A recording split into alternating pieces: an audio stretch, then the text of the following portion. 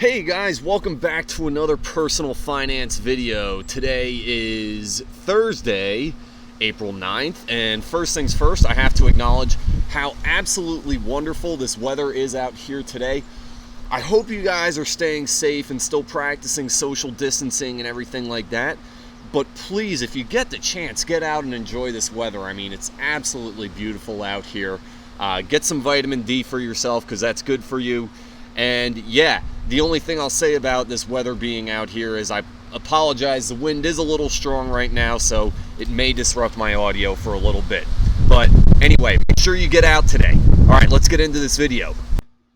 Okay, so the topic for today's video is going to be banks versus credit unions. So what is the difference between a bank and a credit union? Now, for a lot of us, we may not have known that there was any difference between those two institutions at all, and I'm included in that. Up until a few years ago, I would have driven by a Langley Federal Credit Union and a Wells Fargo Bank and not known that there is a difference between those two institutions, when in fact there is. Now, I will say that these institutions are both very similar. They both offer financial banking services. But there are going to be some key differences between banks and credit unions that we're going to highlight in this video. Another thing that I'd like to point out is that if you look up information about this topic, banks versus credit unions, online, a lot of it is going to be biased in favor of credit unions because the credit unions like to market themselves as a sensible alternative to the big banks.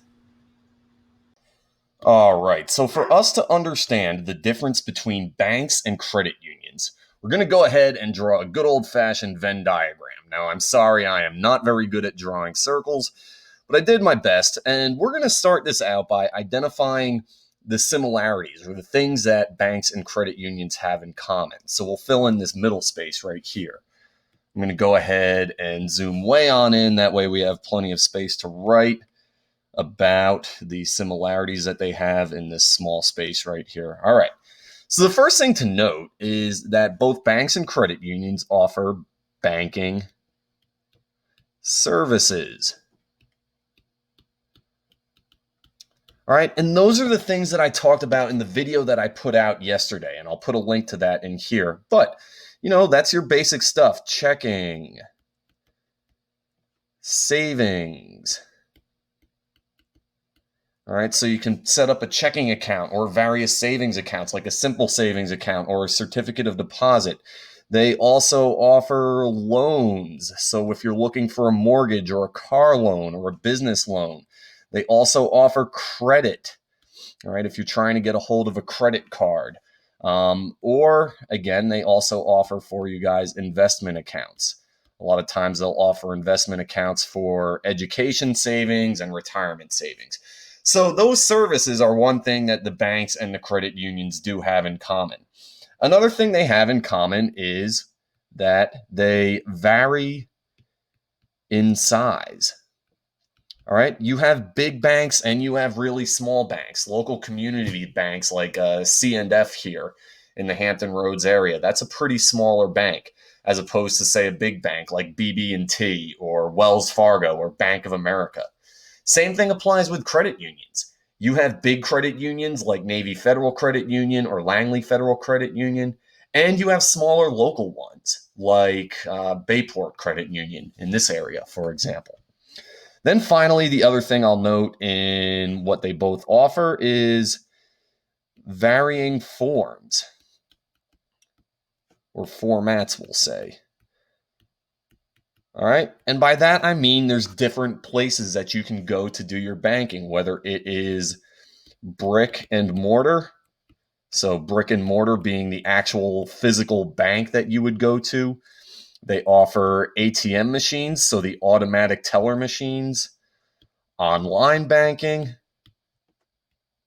and you can say mobile banking. So most of these places are all offering apps as well. And these last two are particularly noteworthy. The fact that they all offer online and mobile banking. When you think about it, this didn't actually used to be the case for the credit unions. It used to just be the big banks that offered online and mobile banking. But now the credit unions have caught up. they too are beginning to offer online and mobile options. Everyone's kind of on a similar playing field there. All right, so I'm going to go ahead and zoom on out, and then we're going to talk a little bit about some of the differences now that we've addressed the things that they have in common.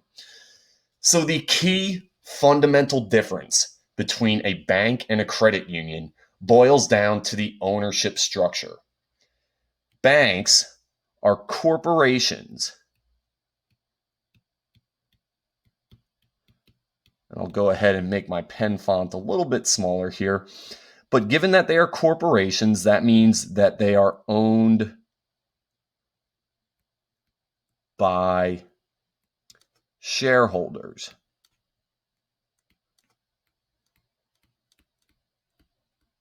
All right. That means that there are actual physical people. There are people that are out there that own a share of this company. And there are investors that own a share of the company as well. In fact, many of these large banks, you can buy and sell shares of these banks on the stock market. All right. Also, the fact that they are corporations means that they operate for profit. All right. So those shareholders that invest in the banks, they actually are out there trying to make a profit. That's part of their business model. Banks have to make a profit in order to be successful. We'll go ahead and contrast that with the credit unions. Credit unions are not corporations. Credit unions are what we call cooperatives. All right. And what a cooperative means is that it is owned by the members.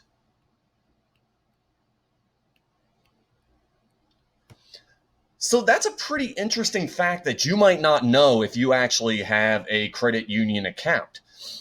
Credit unions are owned by their members. If you are a member of a credit union, if you have an account with Navy Federal or Bayport or Langley, whatever it might be, you are actually a part owner of that institution. Everybody pools their money together, and that provides the resources that the institution needs for it to stay going. Now, as a part owner, you also get to vote on the leadership of the credit union. You might not know that, but for instance, in the mail every year, I get a ballot where I get to vote on the leadership of who they want to have as the CEO in charge of Navy Federal Credit Union, because that's who I bank with. All right. Also, when you think about that, the fact that they are owned by members, that means they are not for profit. And this is one of the reasons that the credit unions advertise themselves as a sensible alternatives to big banks. They will go out there and they'll argue, look, we are not trying to make a profit. So any profit that the institution would make, the credit union would make, would go back to the members in the form of usually higher interest rates for savings or lower interest rates for credit cards and loans. So that's one of the things that the banks are, the credit unions advertise for themselves. All right. Now, normally banks also tend to be a little bit bigger. All right. And this can have its advantages. For instance, your banks are going to be pretty much accessible anywhere in the country, especially the big ones, right? Anywhere you go in the country, you can probably find a Wells Fargo if you need to do business with your Wells Fargo. All right. As opposed to credit unions, which tend to be smaller. And the last key difference I want to focus on. All right. Banks are open to anyone.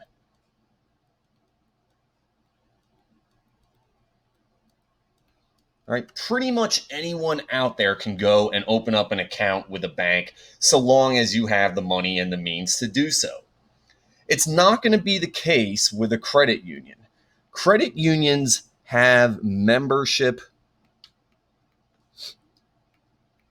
requirements.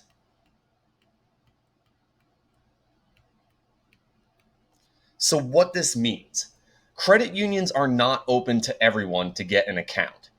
you usually have to meet some sort of requirement, whether that's a professional requirement or sometimes it's a geographic requirement. And I'll show you an example of this in just a second. Okay, so talking about two examples of membership requirements for credit unions. The first example that I have here is one of the biggest credit unions in the United States. That's Navy Federal Credit Union. And as you can see on their website, they have descriptions of who is eligible for membership in that credit union. So you can see, as many of you know, and some of you might have accounts with this institution, but it's open only to active duty, retired, and veteran military members, members of their families, and then civilians that work for the Department of Defense. So again, this institution has specifically a professional membership requirement. And there are others like that. For instance, there are some credit unions that are only open to teachers, or credit unions that are open to lawyers. Another example of membership requirement might be geographic requirements. All right, a local credit union that we have here in the Hampton Roads area is Bayport Credit Union. And as you can see from their website, they even answer the question, who is eligible for membership? It doesn't matter what profession you are or what you do, but for Bayport, it's simply anyone who lives, works, volunteers, or attends school in the Tidewater or Hampton Roads, Virginia area. So again, they have a local, a geographic credit union membership requirement.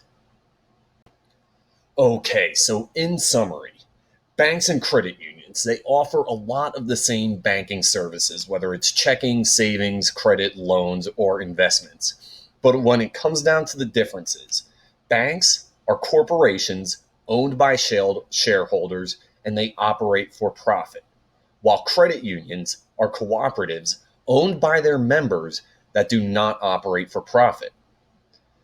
Banks have no membership requirement, they're open to anyone, whereas credit unions have specific membership requirements.